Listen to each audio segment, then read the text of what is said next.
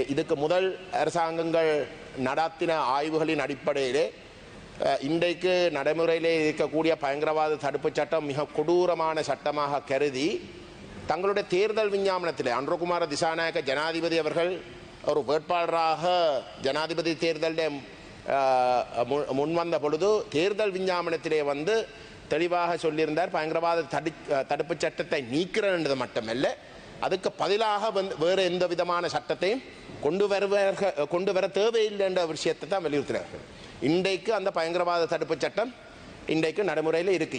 இந்த முடிவு இந்த அரசாங்கம் மக்கள் மட்டத்திலே ஒரு ஆணையை பெறுவதற்கு அறிவித்ததே வந்து ஆய்வுகளின் பிரகாரம் தான்.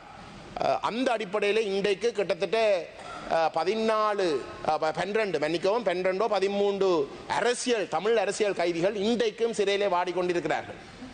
ஒரு கொடூரமான சட்டம் அதை முற்றுமுழுதாக நீக்க வேண்டும் என்று இன்றைக்கும் இந்த அரசாங்கம் சொல்லிக் கொண்டிருக்கின்றது. ஆனால் அந்த சட்டத்துக்கு கீழே இன்றைக்கு தவறாக கைது செய்யப்பட்டு இன்றைக்கு வந்து சிறையில் இருக்கிறவர்களை விடுறதுக்கு தயாரில்லை. அதுவும் குறிப்பாக நான் சொல்ல விரும்புகின்றேன், திரு எஸ் கிருபாகரன் அவருடைய ரிமாண்ட் நம்பர் 5710. அவர் தொடர்பாக நான் எத்தனையோ முறை இந்த பாராளுமன்றத்தில் பேசியிருக்கிறேன். அவர் இன்றைக்கு ஹம்பாந்தோட்டையில் இருக்கக்கூடிய ஒரு சிறைச்சாலையிலே அவரை மாற்றி